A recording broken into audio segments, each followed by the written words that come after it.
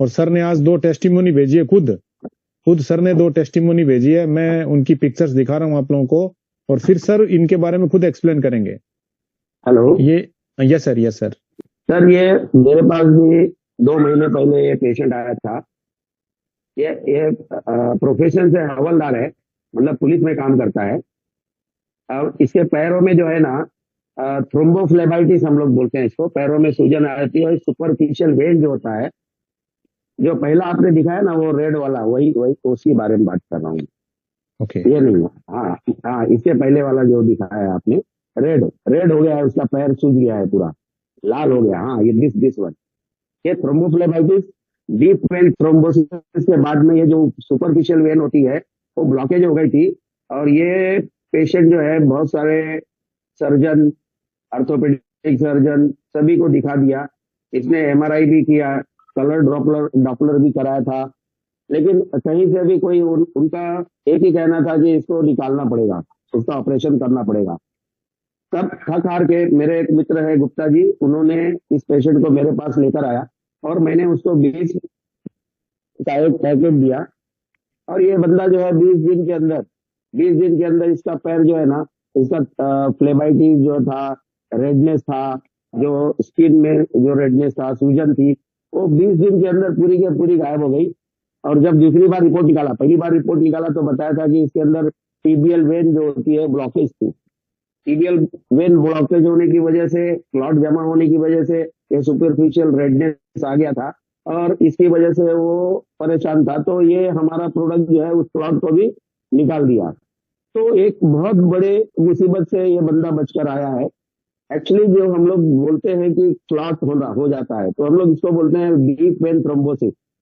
Deep vein thrombosis जो होता है कि थ्रोम्बस जमा हो जाता है, अगर वो क्लॉट टूट कर हमारे लंग्स में चला गया तो उसको हम लोग बोलते हैं इम्बोलिज्म, पल्मोनरी इम्बोलिज्म। ये इम्बोलिज्म कहीं भी जा सकता है, कहीं जाके किसी भी आपके लीवर में, आपके हार्ट में, आपके ब्रेन में, सभी जगह जाके इस ब्लॉक कर सकता है। आपके आर्टरी को ब्लॉक कर सकता है, छोटी मोटी आर्टरी को ब्लॉक कर दिया तो वहां का सर्कुलेशन, न्यूट्रिशन बंद हो जाता है।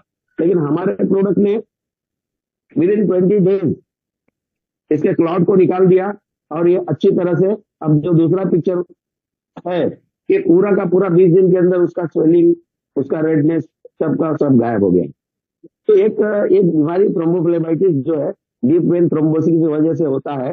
और दूसरा जो है, ये एक पेशेंट है जो हमारे ही जलालुद्दीन भाई करके हैं।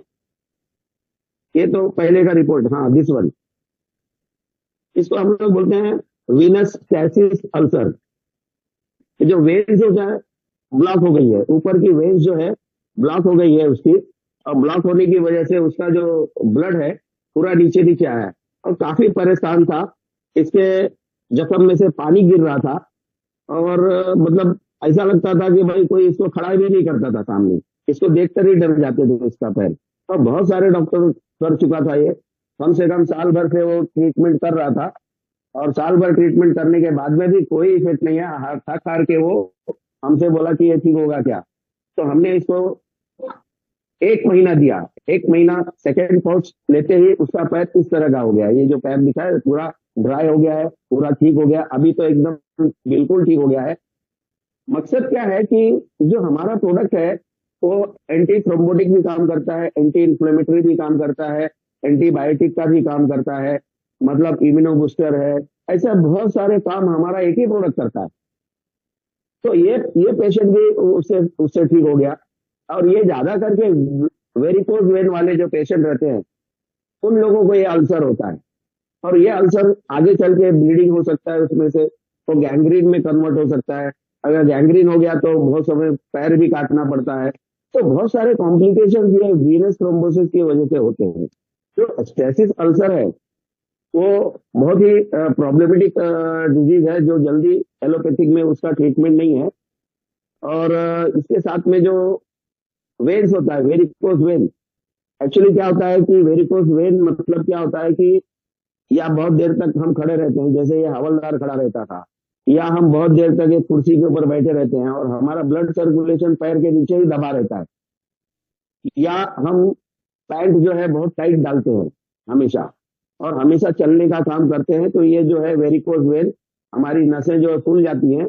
और ये वेन्स में जो है ना वॉल होता है, वॉल, वेन्स में वॉल होता है, और ये एक ही डायरेक्शन में आपके ब्लड को फेंकता है। मतलब ये हार्ट की तरफ ही जाएगा, ये नीचे नहीं जाएगा। आर्टरी जो होती है हमारे शरीर में, हार्ट से ब्लड पूरे शरीर में पहुंचाती है, लेकिन वेन्स का काम क्या है कि पूरे शरीर से ले जाकर हमारे हार्ट तक का वेन्स से पहुंचाना, क्योंकि उसमें वॉल होता है, वो बैक बैक प्रेशर में नहीं जाती है।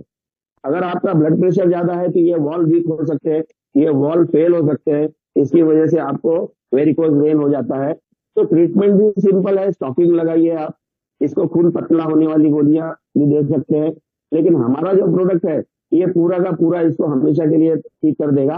तो थोड़ा सा एहतियात बरतने के बाद में ये सारी बीमारी ठीक हो सकती है। ये ब्लड क्लॉट भी निकल सकता है, मतलब आगे जाने वाला धोखा भी आपका खत्म हो सकता है। धन्यवाद।